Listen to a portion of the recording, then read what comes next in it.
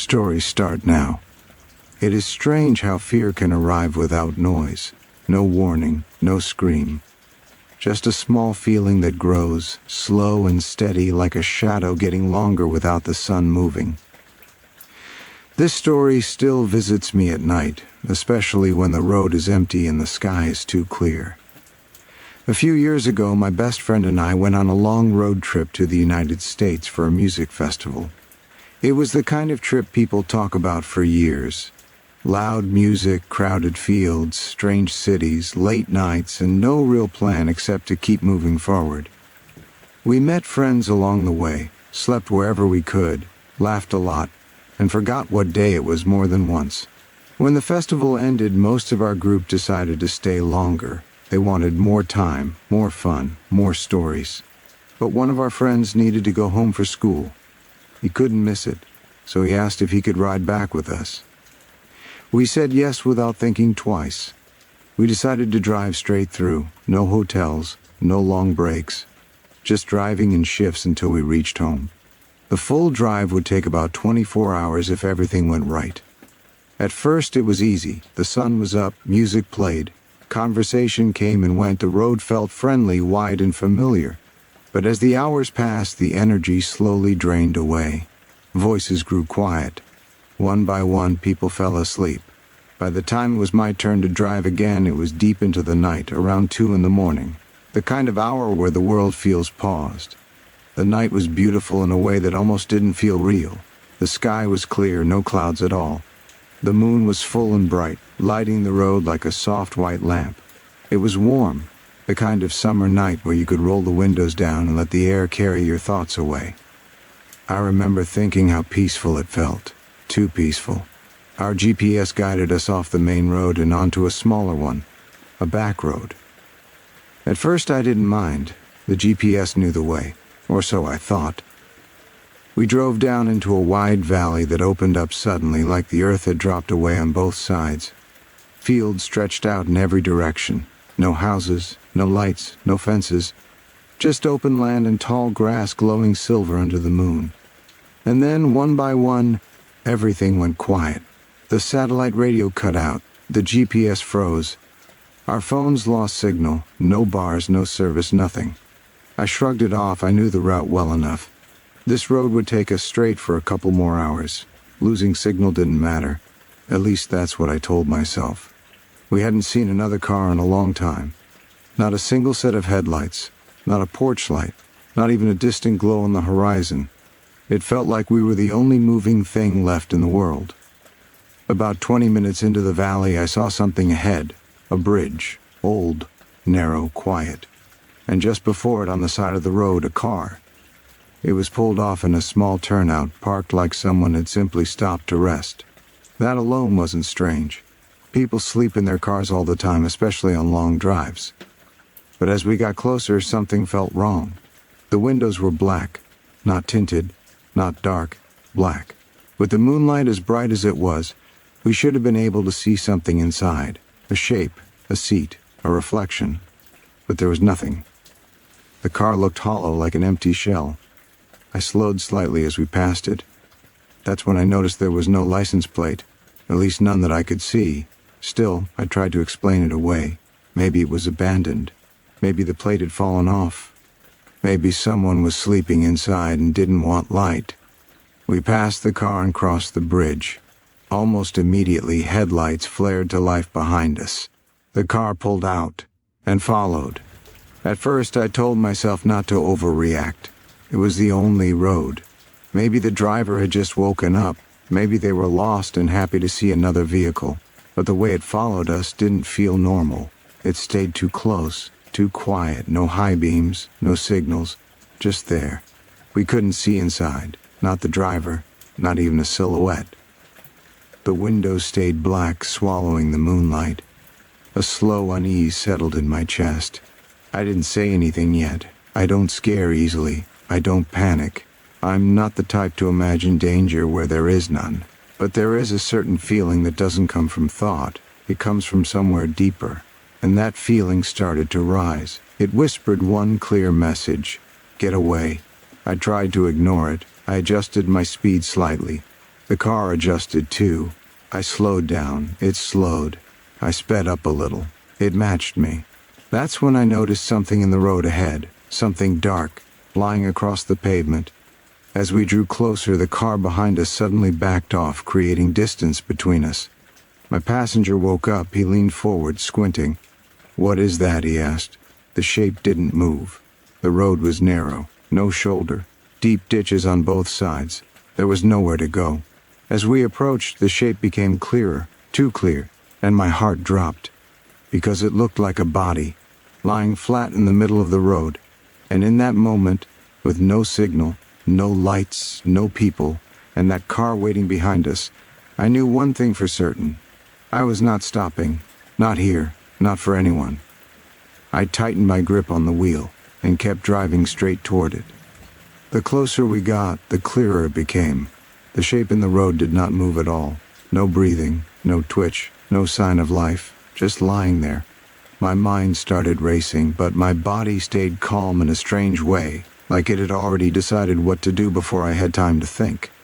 The silence inside the truck felt heavy. Even the engine sounded too loud, like it didn't belong in this place. The moonlight showed enough for us to see that whatever it was, it had arms. Long ones, spread out at odd angles. The shape was wrong, too stiff, too placed. My passenger whispered my name. His voice sounded small. "Are you stopping?" I shook my head without looking at him. "No," I said. "I'm not stopping." My heart was beating faster now, but not wild. It was controlled, focused. Like every part of me was lining up behind one goal: get through. We were too close to turn around, too close to slow down safely. The ditches on both sides looked deep and dark, like the ground had opened its mouth and was waiting. As we came within just a few feet, the truth revealed itself. It wasn't a body. It was a scarecrow. Old clothes stuffed with straw, arms tied to a wooden frame. The face was nothing more than cloth, sagging and blank, staring up at the sky. It had been laid carefully across the road, like someone wanted a driver to stop. My chest tightened, because people don't place scarecrows in the middle of a road by accident. I didn't swerve. There was no space. I drove straight over it. The truck jolted, but not much. It felt like driving over a pile of clothes. The tires didn't catch. The frame didn't hit us. We kept moving. Behind us, the other car slowed. I watched it in the mirror. It did not run over the scarecrow. There was enough room for it to go around, and it did. Then it followed us again. Closer now. My passenger turned his head slowly, still staring back. "I swear," he said quietly, "I saw something on it. Like spikes." That word stayed with me. Spikes. I pressed the gas a little harder. The engine growled softly, and the speed climbed. The car behind us matched it, staying just far enough away to watch, just close enough to feel present. No honking, no flashing lights, no sign of anger or confusion, just following. The road stretched forward in a long pale ribbon under the moon. The fields on both sides looked endless. No trees, no buildings, nothing to block the view, nothing to hide behind. And still, it felt like we were being watched from everywhere. I sped up more. The car stayed with us. I slowed slightly. It slowed too. That's when the fear fully settled in. Not loud, not sharp, just deep and cold. The kind that doesn't make you scream, but makes you very aware of how alone you are. I pushed the pedal down hard. The truck surged forward. For 2 full minutes, the car stayed behind us, chasing without chasing, holding the distance like it was choosing to. Then, suddenly, it slowed. Just like that. I watched as it drifted farther back, its headlights shrinking. Then, right there in the middle of the empty road, it made a slow U-turn. No rush, no mistake, no hesitation, and drove back the way it came. We didn't speak for a long time after that. The road felt different now, like it knew something we didn't, like it had watched us pass a test without telling us the rules. 30 minutes later, cell service returned. The radio crackled back to life. The GPS woke up like nothing had happened. The world felt normal again, too normal. It wasn't until we reached home around 5 in the morning that the weight of it really hit us. We sat in the driveway, exhausted, quiet, replaying everything. That's when someone remembered the news. Missing people, travelers, vacationers, drivers coming back from the States, people who never made it home. No wrecks, no bodies, just gone. We reported everything to the police later, every detail we could remember, but we couldn't find the exact spot. The valley had no signs, no markers, just empty land that all looked the same. There was nothing they could do. But sometimes late at night, I still think about that scarecrow, and how it wasn't there to scare birds. It was there to stop someone. And I wonder how many people did stop, and never left that valley again. We thought the worst part was over once the other car turned around. At first, relief washed over us like warm air. My hands were still tight on the steering wheel, but my shoulders slowly dropped. The road ahead looked the same as before, empty and calm, like nothing strange had ever happened. That calm did not last. As the minutes passed, the silence inside the truck felt heavier instead of lighter. No one joked. No one checked their phone. Even the engine sounded distant, like it was coming from somewhere else. The fields beside the road seemed endless. The moonlight made everything look flat and unreal, like a painting that never changed. I kept checking the mirrors even though I knew the car was gone. Still, my body didn't believe it. Every shadow felt wrong. Every dip in the road felt planned. We passed a small dirt path branching off the main road. It wasn't on the GPS. It looked freshly used, the ground darker, the grass pressed down. I didn't slow. I didn't point it out. I don't know why, but something inside me didn't want to give it attention. My passenger shifted in his seat. "Do you think," he said slowly, "that scarecrow was just for us?" I didn't answer right away. "I think," I finally said, "it was for whoever came next." That shut him up. Another 10 minutes passed, then another. The road curved slightly, and for a moment my headlights caught something reflective far off in the field. Not eyes, not metal, just a brief flash like glass or plastic catching the moon. When I looked again, it was gone. No one spoke. The world felt too quiet, like it was holding its breath. When cell service finally returned fully, all our phones buzzed at once. The sound made us jump. Messages came in, missed notifications, normal life pushing back in. But even with the signal back, none of us felt safe yet. We didn't stop until we reached a well-lit gas station miles later. Bright lights, other cars, people moving around, the smell of fuel and coffee. Only then did my hands start shaking. I went inside, washed my face, and stared at myself in the mirror. I looked pale, older, like something had quietly changed. On the drive home, the sky slowly turned gray. Birds started appearing on fences. Morning came like it always does, calm and careless. But we knew better. Days later, when we talked to the police, saying everything out loud made it sound unreal. A car with blacked-out windows. No plate, a scarecrow in the road, losing signal all at once. But the officer's face didn't change much. That part scared me the most. He didn't laugh. He didn't look confused. He just wrote everything down. After we left, I searched news stories. I wish I hadn't. People missing on highways, cars found abandoned, trips that ended without answers. Every story felt too familiar. Even now, years later, I still think about that valley, about how empty it was, how easy it would be to disappear there. Sometimes late at night, when the road is quiet and the moon is full, I feel that same warning rise up in my chest. That soft voice that says, "Don't stop. Don't look too long. Keep moving." Because some roads are not meant to be remembered. And some things are placed in your path not to scare you, but to see what you'll do next. The drive home after that felt unreal, like we were moving through a dream that refused to fade. The sun came up slowly, washing the world in soft light, but it did nothing to calm my thoughts. Daytime should have made everything feel normal again. It didn't. The memory stayed sharp, sitting quietly in the back of my mind. When we finally reached home, the streets were busy. People were walking dogs, buying coffee, starting normal days. No one knew what we had just driven through. No one could see the weight we carried with us. We said goodbye without much talking. There was nothing left to say. That night, sleep did not come easily. Every time I closed my eyes, I saw that road again, the empty fields, the bridge, the dark car waiting like it had been expecting us.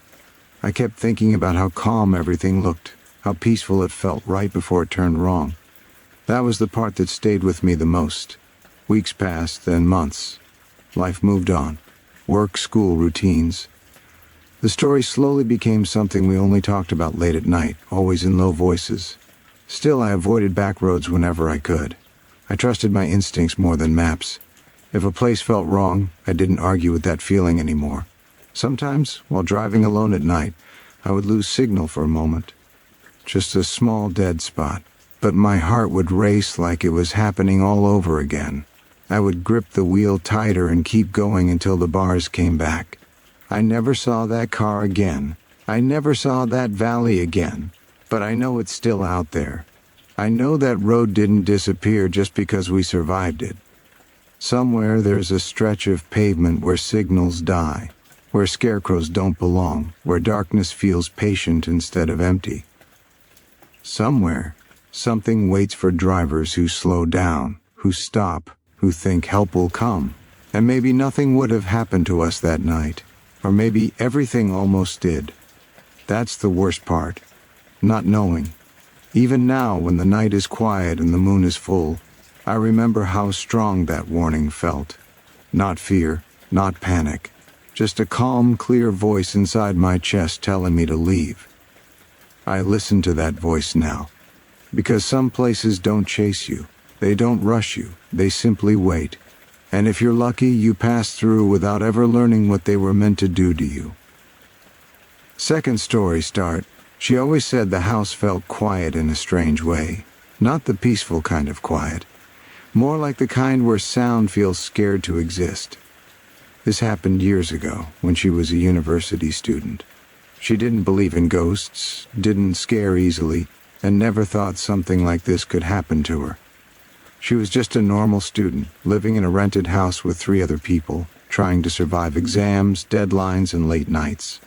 The house was old but not creepy, at least not at first. It was close to campus, cheap and already furnished. The walls were thin, the floors creaked, and the doors never fully lined up with their frames. But student houses are always like that. You stop noticing after a while. Easter break came quietly. One by one, everyone packed their bags and went back home. Parents, siblings, warm meals, familiar beds. The house emptied out until it was completely silent. For a little over 2 weeks, no one lived there, no lights turned on, no showers running, no doors opening or closing, just the house sitting there, holding its breath. She came back first. It was early evening when she unlocked the front door. The air inside felt colder than outside, even though spring had already started. She dragged her suitcase across the floor, the wheels sounding too loud in the empty house. Her bedroom was at the end of the hall. She unlocked the door and stepped inside. Everything looked normal. Her bed was exactly where she left it. Desk against the wall, chair pushed neatly under it, clothes still folded in her drawers. Nothing broken, nothing missing. She felt silly for feeling nervous. That first night she slept deeply. No dreams, no sounds, just darkness. The next morning, something felt off. She couldn't explain it right away. It was the kind of feeling that comes before a memory, when your body notices something before your brain does. She sat up in bed and scanned the room slowly. Her chair was pulled out, just a little. She frowned. She stood up and pushed it back under the desk. She told herself she probably moved it while unpacking and forgot. After 2 weeks away, her routine felt messy. Memory slips happen. She brushed her teeth, made coffee, and left for class. That night, she locked her door before sleeping. The second morning, the feeling was stronger. Her TV was turned slightly toward the bed. Not much, just enough that she noticed it immediately. Her stomach tightened. She stood very still, listening. Nothing. No footsteps, no voices, no movement in the house. She checked the window. Locked. She checked her door. Still locked. Later that day, she laughed about it with her housemates when they returned. Someone joked that the house must have ghosts. Another said she was probably moving things in her sleep. The jokes helped. Fear doesn't survive well in daylight. That night she slept again. The third morning, fear came with clarity. Her chair was closer to the bed, close enough that if she had rolled out of bed she would have hit it. Her books were stacked differently, not messy, carefully, neatly, like someone had taken their time. That was the moment she stopped laughing. She told her housemates to stop. Her voice wasn't playful anymore. She asked them directly if they were messing with her room. They all said no, and they meant it. They checked the house together. Every room, every lock, every window. Nothing was broken, nothing forced. The house felt sealed shut. That night no one joked. She lay in bed staring at the ceiling, listening to the house breathe.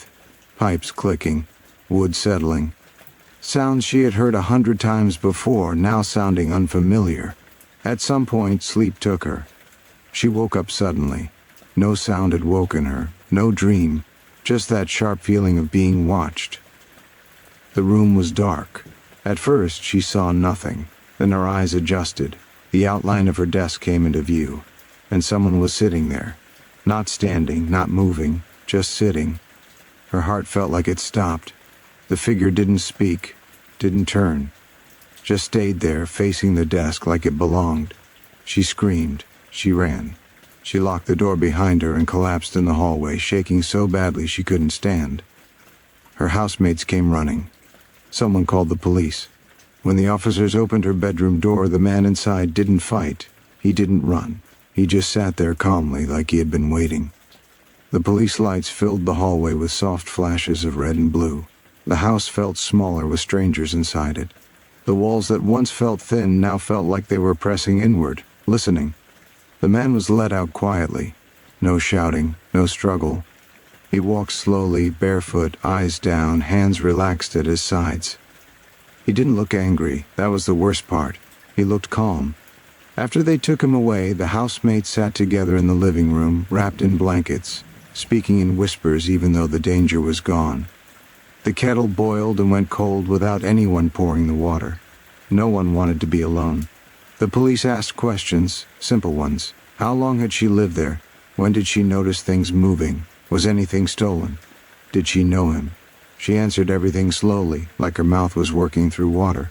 No, nothing stolen. No, never seen him before. Yes, the room was always locked. One officer nodded, writing things down. Another walked through the house again, checking doors, checking the back entrance more carefully this time. That was when they found it. The small door under the stairs. It wasn't fully closed. Inside was a narrow crawl space, dark, dusty, just big enough for someone to fit if they curled up tightly. There were marks on the floor, flattened dust, a faint smell that didn't belong to the house. No one said much after that. She didn't sleep that night. The next day, the police called. They asked her to come in. The story unfolded slowly, piece by piece, like something fragile they didn't want to drop. The man was in his early 20s. He didn't have a criminal record. He wasn't violent. He had run away from a care home nearby weeks earlier. No one knew where he had gone. Until now. The house used to be his, before it became a student rental, before the paint changed, before the furniture was replaced. He lived there with his mother. Her bedroom had been his bedroom. The officer paused before continuing, watching her face carefully. When he came back to the house, he didn't break in the way people expect. He knew the place. He knew the weak locks. He knew where the floorboards didn't creak. He slept under her bed for over 2 weeks. Every night, when she slept, he came out quietly. He moved her things slowly, carefully, placing them where they used to be. Not to scare her, not to hurt her, to make the room feel right again. The officer said he never touched her, never spoke, never tried to wake her. He just watched. She didn't cry. She went numb instead. Her body felt far away, like it belonged to someone else. She nodded when the officer spoke. She signed papers. She answered questions. That night she packed one bag. She didn't go back to the house alone. Her friends helped her move what she could in daylight. She never looked under the bed. She never opened the crawl space again. Weeks later, she still woke up at night, heart racing, sure someone was sitting in the corner of her room. She slept with lights on. She checked locks twice, sometimes 3 times. Years later, she said the worst part wasn't the fear. It was knowing how close someone can be to you for so long without you ever knowing. If you're ready, say, the nights after she moved out were quiet but not peaceful. Silence can feel loud when your mind refuses to rest. In her new room, everything was different. New walls, new smells, new shadows. Still, every night felt the same. When the lights went off, her body stayed awake, her eyes stayed open, her breathing stayed shallow. She listened, not for sounds, for the absence of them. She learned that fear does not always shout. Sometimes it whispers so softly you only feel it in your chest. A small, tight feeling, a sense that something is just a little off. She began small habits without meaning to. She placed her shoes in front of the door so they would fall if someone opened it. She pushed a chair against the handle at night. She kept a lamp within arm's reach of her bed. During the day, she laughed again. She went to classes. She joked with friends. People said she looked fine. At night, she counted breaths. One evening, weeks later, she woke up suddenly. No noise, no dream, just awake. Her room was dark but familiar. She stared at the ceiling, telling herself she was safe now. New house, new locks, new people. Then she noticed something small. Her desk chair was turned. She was sure she left it pushed in. Her heart began to race, then slowed again when she remembered. She had used the desk earlier. Of course she did. She must have forgotten. She lay back down, closed her eyes. Then came the thought she hated most. What if forgetting is the scariest part? After that, she stopped trusting memory. She took pictures of her room before sleeping. She checked them in the morning. Everything stayed the same. Mostly, time passed, months, then a year. The fear softened. It didn't leave, but it learned how to stay quiet.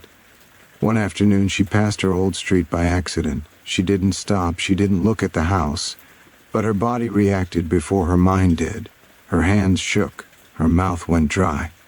That night, she dreamed of a room that wasn't hers. A room filled with old furniture, faded posters, a bed pushed low to the ground, a child's room trapped in an adult house. She woke up feeling sad, not scared, sad, because some places remember people even after they are gone. And sometimes people remember places too well to ever leave them behind. She never slept under a bed again. Even now, she keeps her space clear, open, nothing hidden underneath. She says it helps her breathe. The house is gone from her life, but the lessons stayed. Doors don't always make noise when they open. Rooms don't always belong to the person inside them. And the quietest stories are often the ones that stay with you the longest. The last thing she learned was how to live with the quiet. Not the peaceful kind of quiet, the kind that listens back. Years passed. Life moved forward the way it always does. New cities, new rooms. New people who never knew that story and never asked. She stopped telling it too. Some stories feel heavier when spoken out loud, like saying them gives them a place to sit. At night, she still followed the same routine. Lights off, door locked, a slow look around the room. Bed, desk, chair, floor. Always the floor. She never rushed this part. She let her eyes adjust, let the shadows settle into their proper shapes. Only when everything felt still did she lie down. Sleep came easier now, but not fast. Sometimes, just before drifting off, she felt a strange calm. Not fear, not danger, just awareness. Like standing in a quiet house and knowing you are truly alone, not because you checked, but because the air itself feels empty. She liked that feeling. It reminded her that the worst part was over. Still, there were nights when she woke without reason. No sound, no dream. Just that soft pull back into awareness. She would lie there, breathing slowly, listening to the room exist around her. Nothing moved. Nothing ever did. And that was the difference. She understood something then, something small but important. The house hadn't been haunted. The room hadn't been cursed. It was just a place where two lives had crossed at the wrong time, carrying their own pain, their own loneliness. Fear doesn't always come from evil. Sometimes it comes from someone who doesn't know where else to go. That thought didn't make it less scary, but it made it quieter. Now, when she hears people say they love old houses, she smiles and stays silent. She knows how walls can remember, how rooms can hold shapes long after bodies leave. And when the lights go out, and the night stretches wide and slow, she lets sleep take her gently. Because this time, when she closes her eyes, nothing is watching, and the darkness finally feels empty, just the way it should. Third story start. It was one of those afternoons that felt slow and stretched, the kind that only happens when you are almost done with school and already half living in the future. I was in my final year of high school then. Our timetable was strange. Some days we finished early. Some days we had long gaps between classes. Sometimes there were 2 or even 3 hours where nothing was expected of us at all. No class, no homework, just time. My house was not far from school. About a 20-minute walk if I took my usual route. I walked it so often that I barely noticed the distance anymore. Sometimes I walked alone, sometimes with a friend. We would go home, eat something, sit around, talk about nothing, and then head back for our next class. It felt normal, safe, familiar. The school sat near the edge of the city where buildings slowly gave way to open land. My home was even farther out. We lived on about 40 acres, tucked away along a dirt road. The road was quiet. No sidewalks. Just dust, grass, fences, and long stretches where you would not see another person or car. That dirt road is where everything began to feel wrong. About 5 minutes before reaching my house, there was a smell. It was bad, thick, heavy, the kind that hit the back of your throat before you could even place it. The first time I noticed it, I slowed down and looked around, thinking maybe a farm animal had died nearby. The area had plenty of wildlife. It made sense. Over the next week, I passed that same spot again and again. 4 times at least. The smell never fully went away. Some days it was faint, other days it was strong enough to make my eyes water. I kept telling myself it was nothing, just nature doing what nature does. One afternoon, after an exam, I was walking home with a friend. We were tired, relieved, and joking about how glad we were that the test was over. As we got closer to that part of the road, the smell hit us harder than ever before. We both stopped at the same time. It was worse than before, much worse. Instead of just walking past it like I usually did, curiosity took over.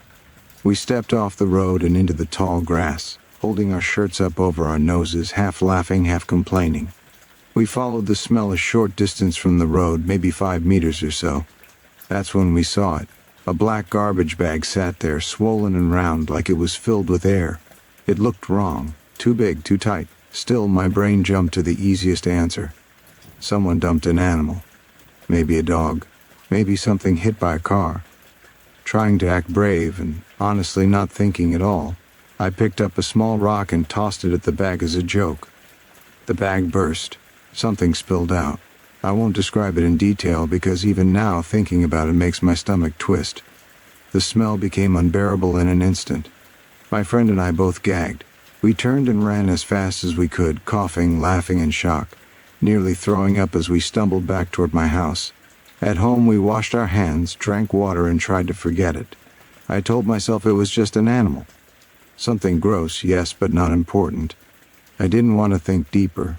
I didn't want to know more. Life moved on. The next week, I was walking home alone. The road felt quieter than usual, too quiet. As I got closer to my property, I saw something that made me slow down. Police, not just 1 or 2. Mounted officers on horses moved slowly along the road. Farther ahead, a dog unit worked near one of the fence entrances to our land. The dog sniffed the ground while officers spoke in low voices. At first, I didn't connect it to anything. I assumed there had been an accident or someone had trespassed. But the closer I got to that familiar stretch of road, the heavier my chest felt. A cold thought crept into my mind, uninvited and sudden. Oh no. I knew. I didn't want to know, but I did. Later, we learned the truth. The bag we found did not contain an animal. It was the body of a young girl. She had been killed and left along the fence line of our property, the place I walked past almost every day, the place I joked at, the place I tried to forget. Even now, years later, the memory makes me feel sick, not just because of what it was, but because of how close it all felt, how easily I had brushed it off, how normal everything had seemed. The road never felt the same again. Time passed, school ended, life changed, but some moments do not fade. They wait quietly, ready to return when you least expect them.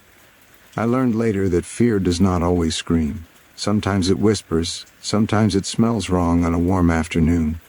Sometimes it sits beside the road, unnoticed, while the world keeps moving. And sometimes danger is already behind you, and you don't realize it until it's far too late.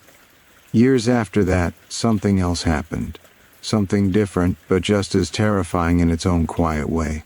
I was older then, riding in a car with people I trusted. My boyfriend sat next to me, my father sat behind me.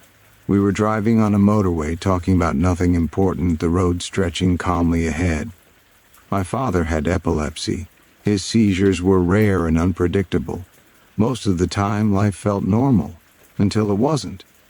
In the middle of a sentence, I felt hands close around my neck. Strong, sudden, pulling my head back while I was still driving. My mind froze. My heart raced. I couldn't understand what was happening. My boyfriend reacted faster than I could think. He grabbed the wheel, helped guide the car safely to the side of the road. My father was not himself. His body moved without reason or control. That moment taught me something else. Fear doesn't always come from strangers. It doesn't always come from dark roads or hidden places. Sometimes it comes from the people you love through no fault of their own. Both moments stayed with me. One taught me how quiet horror can be. The other taught me how fast life can change. Now when I walk alone, when I smell something strange, when a road feels too empty or a moment feels off, I listen. I slow down. I trust that small voice inside me, because the scariest things I've ever experienced did not announce themselves. They just happened. And I was never quite the same after. That night, sleep did not come the way it used to.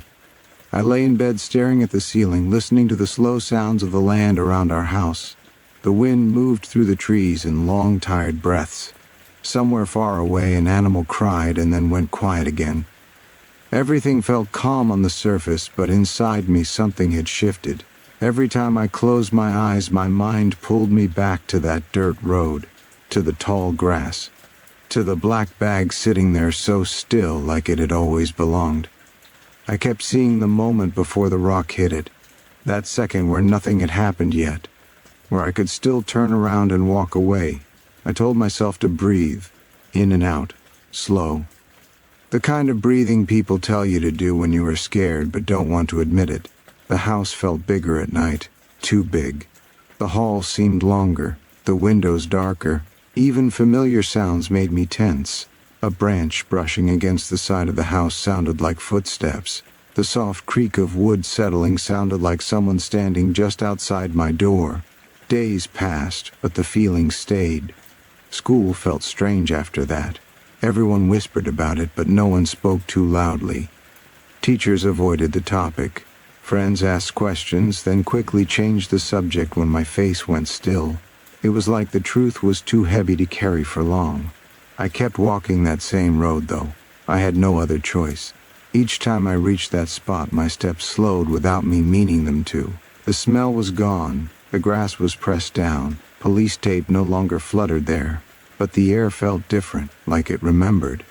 Sometimes I imagined I could still feel her there, not as something scary, not as something angry. Just a quiet presence, like a shadow left behind after the sun has moved on. At night, my dreams changed.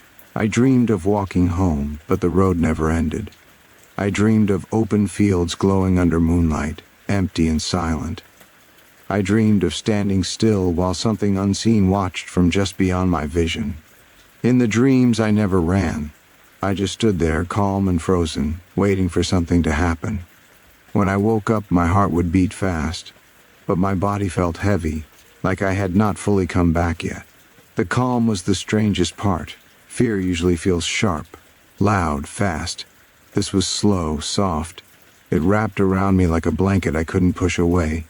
Even during the day, I felt distant, like I was watching my life from a few steps back. One afternoon, I stopped by that part of the fence line again, not because I wanted to, but because something inside me felt pulled there. The sun was warm, birds moved through the grass. Everything looked normal, too normal. I stood there for a long moment, hands in my pockets, breathing in air that no longer smelled wrong. I whispered a quiet apology to no one and everyone, for not knowing, for laughing, for walking away. The wind moved again, gentle and slow, and for a second I felt something like peace. But peace doesn't erase memory. Years later, even now, certain things bring it all back. The smell of wet earth after heat, black plastic bags tied too tight, empty roads under a full moon, long stretches of silence. The world is full of quiet places, places where nothing seems to happen, places we pass every day without thinking twice. But sometimes those places hold stories that do not want to be forgotten. They wait, they stay calm, and they remember. By the time part 3 begins, the world has gone quiet in a different way. Not the peaceful kind, the careful kind. Weeks had passed since the police came and went, but the land around our house never fully went back to normal. During the day it looked the same, open and wide and harmless. At night it felt like the dark pressed closer, like the fields were leaning in to listen. I started sleeping with my window shut, even in the heat. I told myself it was because of bugs. I knew it wasn't. Every night followed the same slow pattern.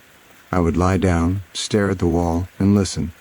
Not for anything specific, just listening, waiting.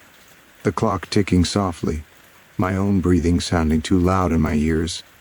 The calm would settle in first, heavy and warm, like sleep pulling me under. Then the thoughts would come. I kept thinking about how close it all was. How I had walked past that spot so many times without knowing. How life had been normal, boring even, while something terrible sat just a few steps away, hidden in plain sight. That idea stayed with me more than anything else. Not fear, not shock, just the quiet truth that the world does not warn you. Some nights I dreamed I was back on the road again. Same moon, same still air. In the dream, I never found the bag. I just walked and walked, the smell getting stronger, my feet slowing down like my body knew before my mind did. I always woke up right before I reached it. I stopped telling people about the dreams. During the day, I noticed small changes in myself. I avoided shortcuts. I paid attention to sounds.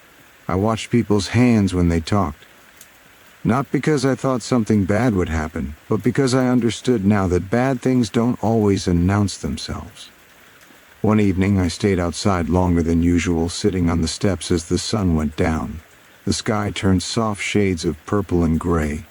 Crickets started their slow rhythm. Everything felt calm again, almost gentle. That was when it hit me.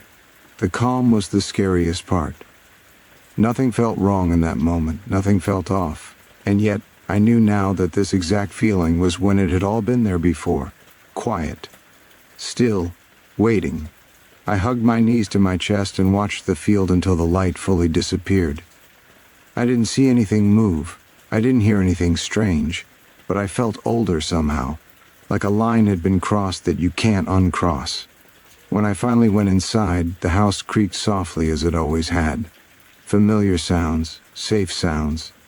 Still, I locked my door. Sleep came slowly that night. When it did, it was deep and heavy. No dreams. Just darkness. And in that darkness, one clear thought stayed with me, calm and steady as a whisper. Some stories don't chase you. They don't scream. They don't rush. They wait quietly until you are old enough to understand them. Life kept moving after that. School ended. Seasons changed. The road stayed the same. If someone else walked there now, they would see nothing unusual. Just dirt, grass, fences, and sky. No sign that anything terrible had ever rested there. No mark, no warning. That is what stayed with me the most. Years later, I still think about how quiet it all was. How the worst thing I would ever accidentally touch did not come with thunder or screams. It came with a smell, a pause, a choice to look closer. Some nights, when everything is calm and the world feels safe again, I remember that black bag swelling gently in the grass, moving slightly with the wind like it was breathing. I remember laughing first. I remember not knowing. That memory never shouts. It just sits there. I sleep easily now most nights, but every once in a while when the room is too quiet and the air feels heavy, I wake up with that same sinking feeling in my stomach. Not fear exactly, more like understanding. Understanding that horror does not always look like horror. Sometimes it looks like an empty road. Sometimes it smells like something you don't want to name. Sometimes it is a moment you walk past again and again, unaware that it is watching you do it. The land does not remember, the road does not remember, but I do. And that is enough to keep the night feeling just a little less empty, and a little more awake forever. Fourth story start. The first thing I noticed about the apartment was how quiet it felt. Too quiet. It wasn't the good kind of quiet that helps you sleep. It was the kind that makes you notice your own breathing. The kind that makes small sounds feel louder than they should. I told myself it was just because the place was new to me. A few years ago, a friend of mine bought an apartment building. He fixed everything. New walls, new floors, fresh paint. It looked clean and safe, the kind of place where nothing bad should happen. He wanted to sell it, but no one was buying, so I offered to rent it for a while. At first, everything felt normal. The days were calm, the nights were still. I unpacked my things, set up my bed, and tried to enjoy having my own space. I thought I was lucky. Cheap rent, a fresh place, and a quiet building. Then I started hearing the radio. It came from the apartment, next door, late at night. Always the same kind of sound. Christian radio shows. Preachers talking about sin, angels, demons, and the end of the world. The volume was never steady. It went up and down, like someone was standing right next to the radio, turning the knob again and again. At first, I ignored it, but after a few nights, I noticed something else. A woman's voice, talking back to the radio, loud, angry, sometimes calm, sometimes excited, sometimes whispering, like she was sharing secrets with someone who wasn't there. She talked all night. I stopped sleeping. I learned a little about her from other people in the building. She was about 45 years old, but she looked much older. Her face was tired. Her skin looked gray. Her eyes always seemed too focused, like they were locked on something only she could see. One night, after hours of listening to the radio and her voice, I finally snapped. I walked over and knocked on her door. The sound stopped for a second, then the door opened just a little. What I saw stayed with me. Every wall inside her apartment was covered.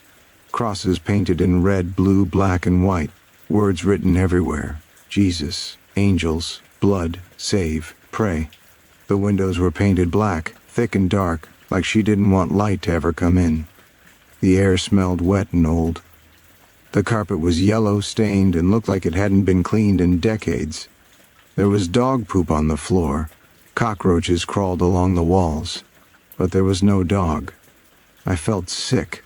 I asked her, as politely as I could, to please keep the noise down at night. She didn't answer. She just stared at me. Then she shut the door. A second later, the radio came back on even louder than before. That was the first time I felt real fear in that apartment. The next night, my girlfriend stayed over. I didn't tell her much. I didn't want to scare her.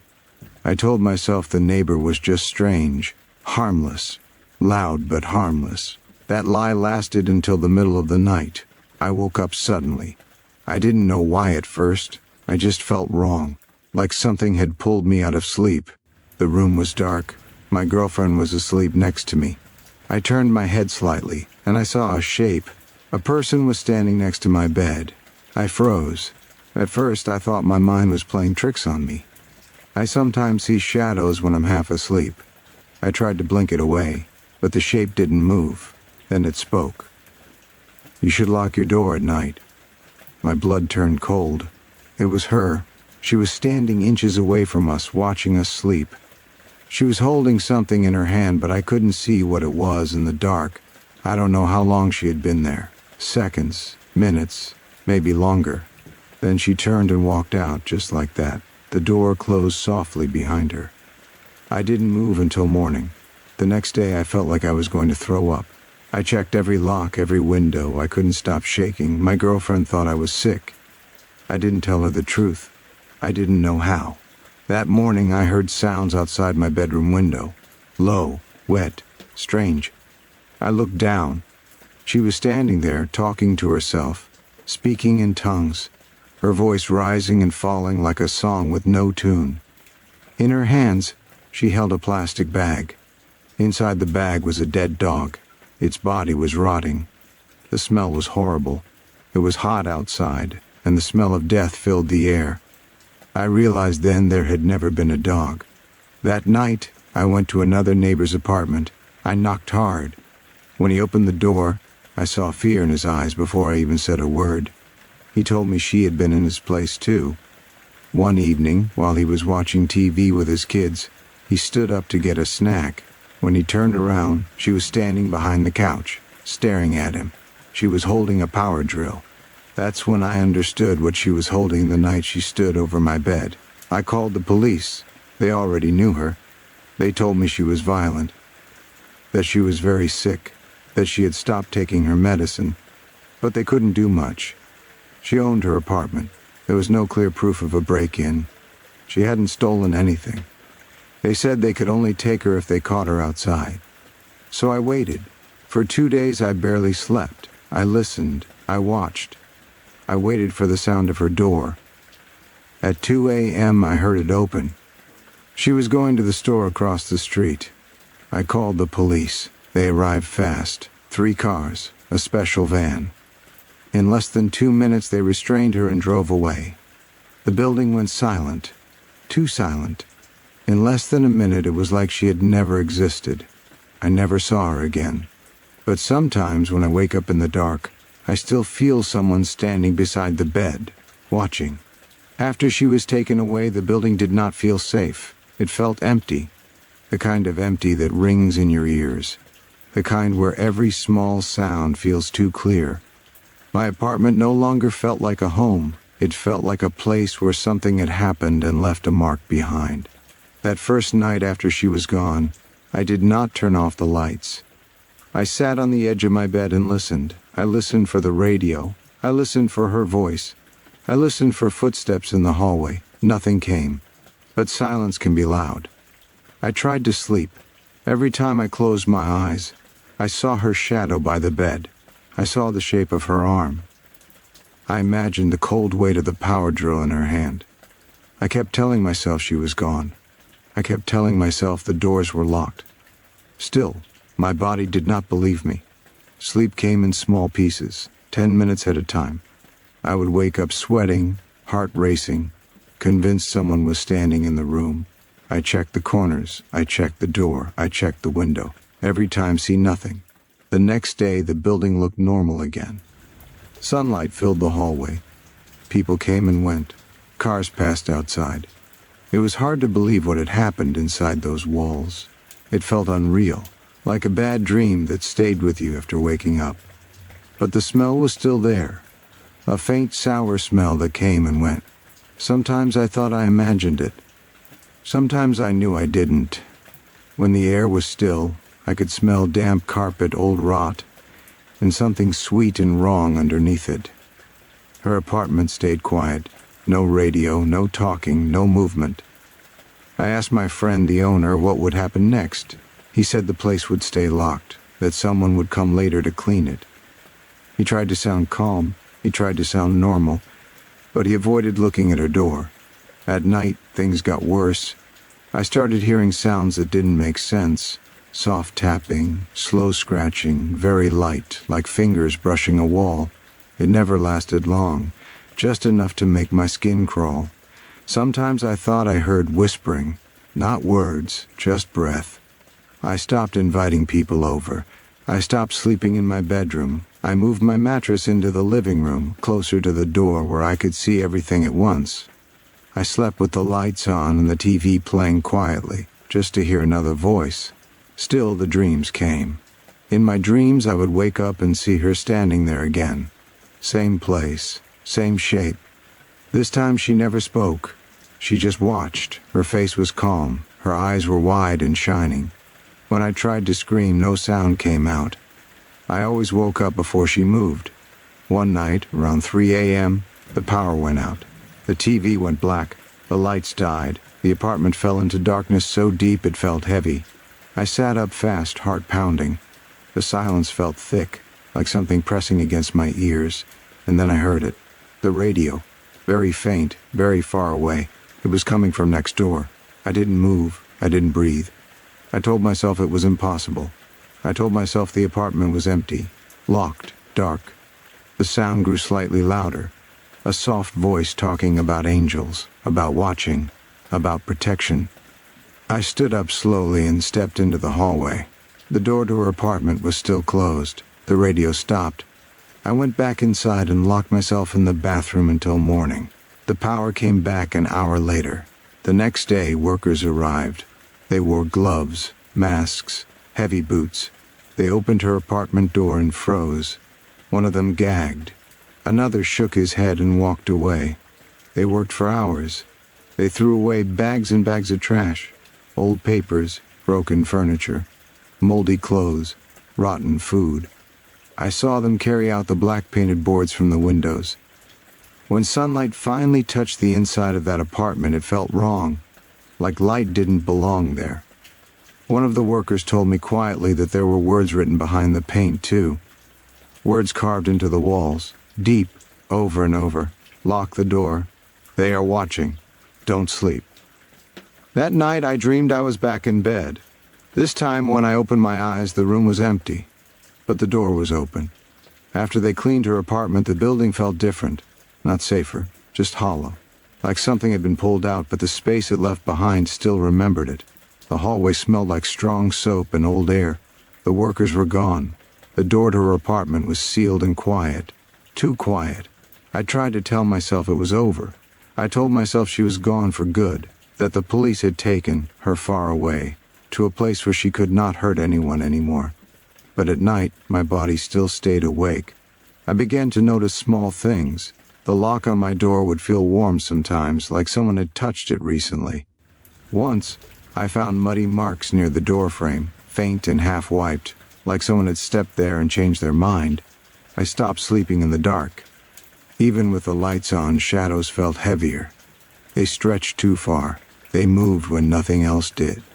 My eyes would follow them without me telling them to. Some nights I heard footsteps above me, slow, careful. I knew no one lived there. I asked the owner again. He said the apartment upstairs was empty and had been for months. He laughed nervously when he said it, like he hoped joking would make it true. One night, my girlfriend stayed over again. I didn't want to be alone anymore. I didn't tell her everything. Just enough to explain why I kept checking the door, why I jumped at small sounds. We were asleep when I felt it. That feeling you get when someone is close. Too close. I opened my eyes slowly. Nothing was there. But the air felt different. Thick. Cold. Like the room was holding its breath. I listened carefully. My girlfriend was sleeping. The building was quiet. Then I heard whispering. Not from next door. From inside the room. It sounded like someone praying under their breath. Words I could not understand. The sound moved, drifting from one corner to another. I turned on the lamp. The whispering stopped. In the light, everything looked normal again. Too normal, like the room was pretending. The next morning, my girlfriend told me she had a nightmare. She said she dreamed someone was standing over us while we slept. Someone smiling, someone holding something heavy. She said she didn't want to stay over again. I didn't blame her. Days passed. Then weeks. The building slowly returned to normal life. People laughed in the hallway, doors opened and closed. New tenants moved in. Her apartment stayed sealed. But I still dreamed about her. In the dreams, she never broke in anymore. She didn't need to. She would just stand in the doorway, already inside, already welcome. Sometimes she spoke. Sometimes she just smiled. In every dream, she knew my name. One night, I woke up to a soft sound. Click. The sound of a lock turning. I sat up so fast my head spun. I stared at the door. It didn't open. Nothing else happened. When morning came, I checked the lock. It was unlocked. I moved out 2 weeks later. I didn't tell the new tenants anything. I didn't want to be the reason they couldn't sleep. As I carried my last box out, I looked at her door one last time. For just a second, I thought I saw the handle move. I still have nightmares. Sometimes I wake up and feel watched. Sometimes I hear a radio in the distance. And sometimes, when I lock my door at night, I swear I hear a quiet voice behind me say, "You should lock your door." I thought leaving would fix everything. I moved to a different part of town. New building, new locks, new routines. I told myself that whatever lived in that apartment stayed there. I told myself fear does not travel. I was wrong. The first few weeks were quiet, too quiet. I slept better, but not deeply. My body still woke up at small sounds. My hand still reached for the light without thinking. Then small things started again. I would find my shoes move slightly from where I left them. Once my bedroom door was open when I clearly remembered closing it. I blamed myself. Stress, old fear, memory playing tricks.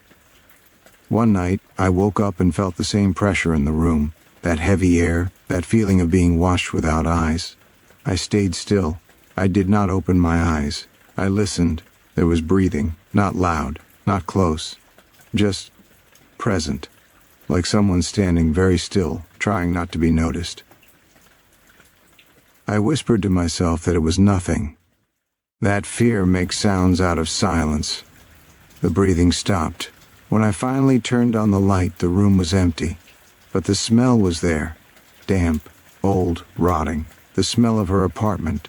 From that night on, the dreams changed. She no longer broke in. She no longer warned me. In the dreams, she lived with me. Quietly. Always in the corner of the room. Always smiling. Sometimes holding nothing. Sometimes holding something heavy I could never clearly see. She never spoke. She didn't need to. I stopped sleeping with the lights off. Then I stopped sleeping much at all. I moved again, then again. Different cities, different buildings, same feeling. I searched her name once. There was no record, no arrest, no institution, no death notice, just gone. Years later, I ran into the old neighbor from that building, the man with the kids. He looked tired, older. He asked me if I still had nightmares. I didn't tell him mine never stopped. Before we parted, he said something that made my stomach drop. He said the woman's apartment had been sold months after I left. Renovated. New floors, new walls, new paint. But during the work, the crew found something strange. There were no signs she had lived alone. 2 sets of plates, 2 toothbrushes, and deep marks on the inside of the bedroom walls, like someone had been scratching from the inside for a very long time. That night, I locked my door.